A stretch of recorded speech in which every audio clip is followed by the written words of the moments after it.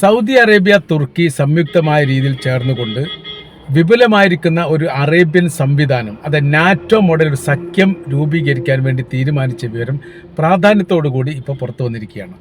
അതിൽ പാകിസ്ഥാനും അംഗമാവാൻ സാധ്യതയുണ്ട് എന്ന് പറയുന്നു. മുസ്ലിം രാജ്യങ്ങൾക്ക് സുരക്ഷ ഏർപ്പെടുത്തുക എന്നുള്ളതാണ് അതിൻ്റെ ഉദ്ദേശ ലക്ഷ്യം. ഏതെങ്കിലും ഒരു രാജ്യം ഏതെങ്കിലും ഒരു കാലത്ത് മുസ്ലിം രാജ്യങ്ങൾ ആക്രമിക്കുകയാണെങ്കിൽ തത്തുല്യമായ രീതിയിൽ ചേർന്നുകൊണ്ട് നാറ്റോ മോഡൽ പ്രതിരോധം ഉണ്ടാക്കുക എന്നുള്ളതാണ് പ്രധാനമായിരിക്കുന്ന ഇതിൻ്റെ ഉദ്ദേശ ലക്ഷ്യമായിട്ട് കാണുന്നത്.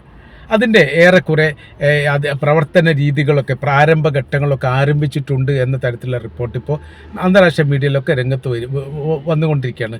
കാര്യം എന്ന് പറയുന്നത് നാറ്റോയിൽ ഏകദേശം ഇപ്പോൾ 32 രാജ്യങ്ങളാണുള്ളത്. അതിൽ ഉക്രൈൻ ചേരുന്നതുമായിട്ട് ബന്ധപ്പെട്ടാണ് ഇപ്പോൾ റഷ്യയുമായിട്ട് ബന്ധപ്പെട്ട വിഷയകാര്യങ്ങളൊക്കെ ഉള്ളത്. അവരെ ഇതിൽ ചേർത്താൻ വേണ്ടി സാധിക്കുകയില്ല എന്നുള്ളത്. നാറ്റോ സഖ്യത്തിൽ അമേരിക്കയുണ്ട്, അതേപോലെ തന്നെ തുർക്കിയുമുണ്ട്. തുർക്കി അങ്ങനെ വരുന്ന സമയത്ത് 2 നാറ്റോ സഖ്യത്തിൽ അംഗമാകുന്ന രീതിയിലേക്ക് മാറുകയാണ്. എന്താണ് ഇതിൻ്റെ ഗുണം എന്ന് പറഞ്ഞാൽ, മുൻപ് അമേരിക്കയെ അൽഖ്വയ്ദ ഭീകരവാദികൾ ആക്രമിച്ചതുമായി ബന്ധപ്പെട്ട വലിയ വിവാദമായിരിക്കുന്ന വിഷയം നടന്നിരുന്നു. പെൻറ്റഗൺ ആക്രമിച്ചു, ഒരുപാട് ആൾ കൊലപ്പെടുത്തി എന്ന് പറയുന്ന അതിശക്തമായിരിക്കുന്ന ഭീകരാക്രമണം വിമാനം ഉപയോഗിച്ചുകൊണ്ട് നടത്തിയെന്ന് പറഞ്ഞാൽ ലോക ചരിത്രത്തിൽ അത് ആദ്യമായിട്ട് സംഭവം. ഇതിനു മുമ്പ് അങ്ങനത്തെ ഒന്നും റിപ്പോർട്ട് ചെയ്യപ്പെട്ടിട്ടില്ല. അപ്പോൾ അങ്ങനെ നടന്ന സമയത്ത് അതിന് തിരിച്ച് പ്രത്യാക്രമണം, അതിനെ ഇവർക്ക് പ്രോത്സാഹനം, അൽഖ്വയ്ദ എന്ന് പറയുന്ന സൈനിക വിഭാഗത്തിന് അല്ലെങ്കിൽ ഭീകര വിഭാഗത്തിന് എല്ലാ വിധത്തിലുള്ള സൈനികപരമായിരിക്കുന്ന പ്രോത്സാഹനം നൽകിയത് അഫ്ഗാനിസ്ഥാനിലെ താലിബാൻ സർക്കാരാണ് എന്ന് അമേരിക്ക തന്നെ അന്ന് ആരോപിക്കുകയും ചെയ്തു. അപ്പോൾ താലിബാൻ സർക്കാരിന് ഭരണ സംവിധാനത്തിൽ നിന്ന് മാറ്റുകയും അതോടൊപ്പം തന്നെ 10 തെമ്മാടി രാജ്യങ്ങളുടെ ലിസ്റ്റ് പ്രഖ്യാപിച്ചു. അവരുടെ ആ ഭരണ സംവിധാനത്തെ ആ മേഖലയിൽ നിന്ന് തുടച്ചു നീക്കുകയും ചെയ്യുക എന്ന ലക്ഷ്യത്തോട് കൂടിയിട്ട് നാറ്റോയുടെ സഹായം അമേരിക്ക തേടി. നാറ്റോ സഖ്യകക്ഷി എന്ന നിലക്ക് എന്ത് ചെയ്തു? അമേരിക്ക സഹായിക്കുകയും ചെയ്തു. ആ സഹായത്തിൻ്റെ തുടർച്ചയായ രീതിയിലാണ് ഇറാഖിൽ ഭരണം പോയി, ലിബിയയിൽ ഭരണം പോയി, സുഡാനിൽ ഭരണം പോയി, ഈജിപ്തിൽ ഭരണം പോയി, പിന്നെ അതിൻ്റെ സിറിയയിൽ ഭരണം പോയിട്ടില്ലെങ്കിൽ ഭരണം പോക്കാൻ വലിയ ശ്രമങ്ങളൊക്കെ നടത്തിയിരുന്നു. വെനിസുലയിൽ അന്നത്തെ ഷാവേസ് ആയിരുന്നു അന്നത്തെ പ്രസിഡന്റ് ആയിരുന്നത്. ഷാവേസിന് വിഷം കൊടുത്ത് കൊന്നു എന്നൊക്കെയാണ് പറയപ്പെടുന്നത്. ഫലസ്തീനിൽ യാസർ അറഫാത്തിനെ ഈ വിദേശ രാജ്യത്ത് ചികിത്സാ സംബന്ധമായിരിക്കുന്ന കാര്യത്തിന് പോയപ്പോൾ ഫ്രാൻസിലാണ് പോയിരുന്നത്. ഫ്രാൻസിൽ ഇദ്ദേഹത്തെ ചികിത്സിച്ചത് ജൂത ഡോക്ടർമാരാണ് എന്ന് പറയപ്പെടുന്നു. അദ്ദേഹം പ്ലൂട്ടോനിയം എന്ന് പറയുന്ന വിഷവസ്തു അടിവസ്ത്രത്തിൽ തിരികെ കയറ്റി ഈ യാസർ അറഫാത്തിനെ കൊലപ്പെടുത്തി എന്ന തരത്തിലുള്ള റിപ്പോർട്ട് അന്ന് തന്നെ പുറത്തു വന്നത് വലിയ വിവാദമായിരുന്നു. അപ്പോൾ ഇതിനെല്ലാം ഏതെങ്കിലും തരത്തിൽ ഈ നാറ്റോ സഖ്യം വലിയ പങ്ക് വഹിച്ചിട്ടുണ്ട്. അപ്പോൾ ഇതിൽ ഏതെങ്കിലും ഒരു രാജ്യത്തിന് പ്രശ്നമുണ്ടാവുകയാണെങ്കിൽ സംയുക്തമായ രീതിയിൽ ആക്രമിക്കുക എന്നുള്ളതും തിരിച്ചടിക്കുക എന്നുള്ളതും അവരുടെ ലക്ഷ്യത്തിൻ്റെ ഭാഗമായിട്ട് ചെയ്തതാണ്. എന്നാൽ അറബ് രാജ്യങ്ങളെ സംബന്ധിച്ചിടത്തോളം അല്ലെങ്കിൽ മുസ്ലിം രാജ്യങ്ങളെ സംബന്ധിച്ചിടത്തോളം ഇത്തരം വിഷയകാര്യങ്ങൾ ഉണ്ടാകുന്ന സമയത്ത് ഒരു ഇടപെടൽ നടത്താൻ വേണ്ടി സാധിക്കുന്നില്ല. ഓരോരുത്തരും ഒറ്റപ്പെട്ടു. ഇറാഖിനെ ആക്രമിച്ച സമയത്ത് ഇറാഖ് മാത്രം, മറ്റൊരു രാജ്യവും അതിനെ സഹായിച്ചിട്ടില്ല. ഇറാനുമായിട്ട് വലിയ രീതിയിലുള്ള പ്രശ്നങ്ങളൊക്കെ ഉണ്ട് എന്നതിനാൽ ഇറാനും സഹായിക്കാൻ വേണ്ടി സാധിച്ചിട്ടില്ല. അപ്പോൾ ഒരു രാജ്യം സഹായിക്കാതെ ഒറ്റപ്പെട്ടു പോയി. ലിബിയയിൽ കേണൽ ഗദ്ദാഫിയുമായിട്ട് ബന്ധപ്പെട്ട വിഷയം ഉണ്ടാകുന്ന സമയത്ത് ഗദ്ദാഫിയെ പരസ്യമായ രീതിയിൽ വെടിവെച്ച് കൊന്നു എന്നതുകൊണ്ട് മാത്രം ആ വിഷയം അവസാനിച്ചിട്ടില്ല. അദ്ദേഹത്തിൻ്റെ മൃതദേഹം പോലും കുടുംബക്കാർക്ക് വിട്ടുകൊടുത്തിട്ടില്ല എന്നുള്ളതാണ്. ഏതോ മരുഭൂമിയിൽ, ആളൊഴിഞ്ഞ മരുഭൂമിയിൽ ഒറ്റപ്പെട്ട സ്ഥലത്താണ് അദ്ദേഹത്തെ അടക്കം ചെയ്തത് എന്ന് അന്ന് ഇപ്പോഴത്തെ നിലവിലുള്ള വിദേശകാര്യമന്ത്രി ഈ വിഷയവുമായിട്ട് ബന്ധപ്പെട്ട ചോദ്യത്തിന് മറുപടിയായിട്ട് പറഞ്ഞു. അപ്പോൾ ഇതിൽ നിന്ന് നമ്മൾ മനസ്സിലാക്കേണ്ട കാര്യം എന്ന് പറയുന്നത്, അമേരിക്ക എന്താണോ ചിന്തിക്കുന്നത് ആ ചിന്തക്കൊപ്പം നാറ്റോ സഖ്യം നിന്ന് കൊടുത്തിട്ടുണ്ട് എന്നുള്ളതാണ്.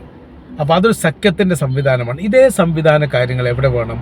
യഥാർത്ഥത്തിൽ ഇപ്പോൾ അറബ് മേഖലയിൽ വേണം. അറേബ്യൻ കറൻസിയുമായിട്ട് ബന്ധപ്പെട്ട വിഷയത്തിൽ ഇതിന് മുമ്പ് ഒരു ഏകോപനം ഉണ്ടായിരുന്നു. പിന്നെ ആ സ്ഥലവുമായിട്ട് ബന്ധപ്പെട്ട് ഇതിൻ്റെ ആസ്ഥാന മന്ദിരം റിയാദ് വേണമെന്ന് സൗദി അറേബ്യയും, അതല്ല ഈ സലാല വേണമെന്ന് ഒമാനും പറഞ്ഞതോടുകൂടിയാണ് അഭിപ്രായ വ്യത്യാസങ്ങളുണ്ടായത്. ആ വ്യത്യാസത്തിൻ്റെ അടിസ്ഥാനത്തിലാണ് യഥാർത്ഥത്തിൽ കറൻസി നിന്നുപോയത്.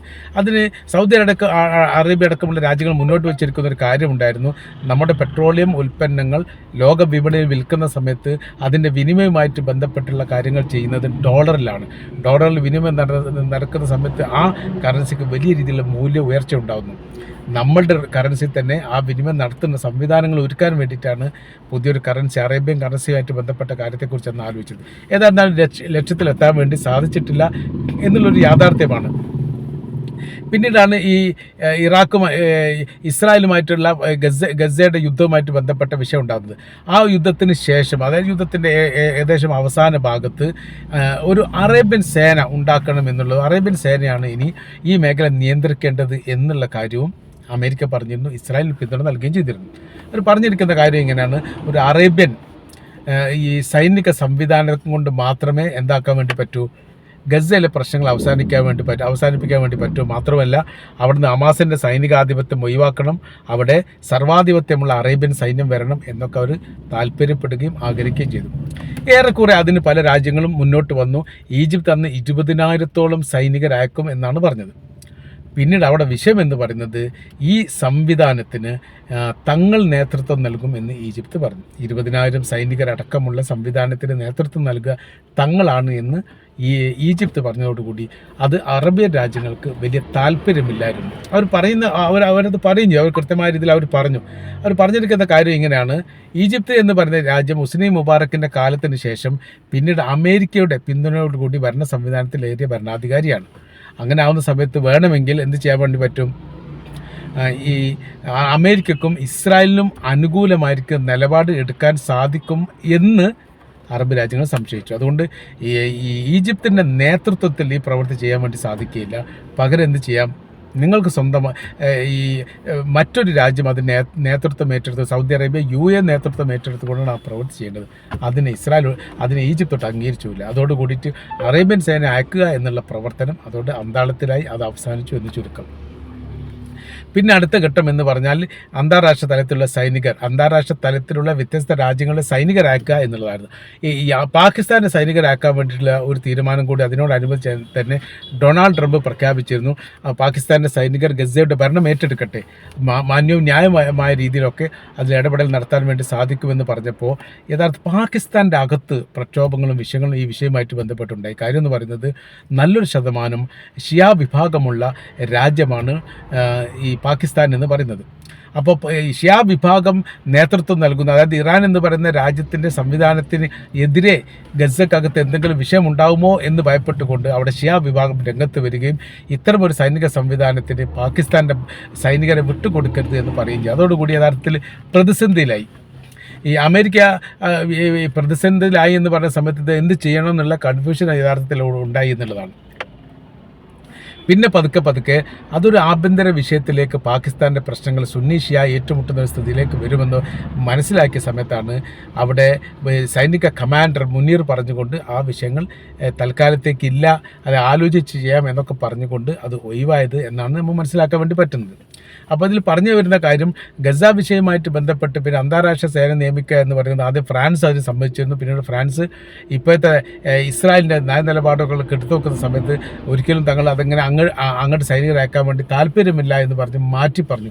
അതിനവർ പറയുന്ന കാര്യം ഇങ്ങനെ തന്നെയാണ്: കരാർ വ്യവസ്ഥ പ്രകാരം 2ാം ഘട്ട 1ാം ഘട്ട കരാർ വ്യവസ്ഥ കൃത്യമായ രീതിയിൽ പാലിക്കുന്നവരാണ് പാലസ്തീനികൾ. എന്നാൽ ഇസ്രായേൽ അത് പാലിക്കലില്ല എന്ന് മാത്രമല്ല, അവർ നിരന്തരം പാലസ്തീനികൾ ഇപ്പോഴും ആക്രമിക്കുന്ന സമയത്തുള്ള പ്രശ്നം എന്ന് പറഞ്ഞാൽ അവർ വീണ്ടും അനാഥത്വം സൃഷ്ടിക്കപ്പെടുന്നു. ഭക്ഷണവുമായി ബന്ധപ്പെട്ട കാര്യം, വസ്ത്രവുമായി ബന്ധപ്പെട്ട കാര്യം, ജീവിതോപാധിയുമായി ബന്ധപ്പെട്ട കാര്യം, കുട്ടികൾക്ക് വിദ്യാഭ്യാസവുമായിട്ട് ബന്ധപ്പെട്ട കാര്യം എല്ലാം അവസാനിച്ചിരിക്കുന്നു. അവിടെ 2 വർഷമായി ഗസ യുദ്ധഭൂമിയിലാണ്. എന്നാൽ സാധാരണക്കാരായിരിക്കുന്ന വ്യത്യസ്ത രാജ്യങ്ങളിലുള്ള ഭരണാധികാരികളും അതിന് സന്നദ്ധ സംഘടനകളും ഇവരെ സഹായിക്കാൻ വേണ്ടി തയ്യാറാണ്. ഇസ്രായേൽ അത് ബ്ലോക്ക് ചെയ്തുകൊണ്ട് റഫ അതിർത്തിയിൽ വരച്ചുകൊണ്ട് തോക്കും ചൂട്ടി നിൽക്കുന്ന ഒരു പ്രത്യേക സാഹചര്യമാണ് അവിടെ ഉള്ളത് എന്ന് UN secretary general Antonio Guterres തന്നെ പറഞ്ഞിട്ട് 6000-ലധികം ട്രക്കുകളായിരിക്കും അവിടെ കാണാൻ വേണ്ടി സാധിച്ചു. അതിൽ മുഴുവനും വസ്തുക്കളുണ്ടായിരുന്നു. അത് ഈ പാവങ്ങളായിരിക്കുന്ന ഗസയിലെ കുഞ്ഞുങ്ങൾക്ക് കൊടുക്കാനുള്ളതാണ്. ഇവിടെയാണെങ്കിൽ കുഞ്ഞുങ്ങൾ പട്ടിണി കിടന്നുകൊണ്ട് മരിക്കുന്നു. കാലാവസ്ഥാ വ്യതിയാനവുമായിട്ട് ബന്ധപ്പെട്ട കാര്യത്താൽ പ്രയാസപ്പെടുന്നു. ദുരിതമയത്തിലാണ് ഇവർ കഴിയുന്നത്. എന്നാൽ ഇസ്രായേൽ അവിടെ തടയുന്നത് കൊണ്ട് അതിന് തടയുന്നവരെ ചോദ്യം ചെയ്യാൻ വേണ്ടി ആരും നിൽക്കുന്നില്ല എന്നുള്ള പ്രയാസകരമായിരിക്കുന്ന സാഹചര്യമാണ് എന്ന് പറയുന്നത് UN secretary general Antonio Guterres ആണ്. അപ്പോൾ ഇതൊക്കെയാണ് യഥാർത്ഥത്തിൽ ഇതിൻ്റെ അവസ്ഥ. ഇസ്രായേൽ എന്ന് പറയുന്ന രാജ്യത്ത് നിലനിൽക്കാൻ വേണ്ടി ഏത് രീതിയിലുള്ള തെമ്മാടിത്തം ചെയ്താലും അത് അമേരിക്ക കൂട്ടു നിൽക്കുന്ന സ്ഥിതിയിലേക്ക് കാര്യങ്ങൾ പോകുന്നു. ഇതിന് മാറ്റങ്ങൾ വേണം എന്നുള്ളതാണ് അറബ് രാജ്യങ്ങൾ പറയുന്നത്. മാറ്റങ്ങൾ ഉണ്ടാവണം. മാറ്റങ്ങളിലൂടെ മാത്രമേ മാറ്റങ്ങൾ സൃഷ്ടിക്കാൻ വേണ്ടി സാധിക്കുകയുള്ളൂ. ഈ തരത്തിൽ ഇപ്പോൾ കാര്യങ്ങൾ പോയിക്കൊണ്ടിരിക്കുന്നു എന്നാണ് ഈ വിഷയവുമായിട്ട് ബന്ധപ്പെട്ട് നമുക്ക് മനസ്സിലാക്കാൻ വേണ്ടിയിട്ട് സാധിക്കുന്നത്.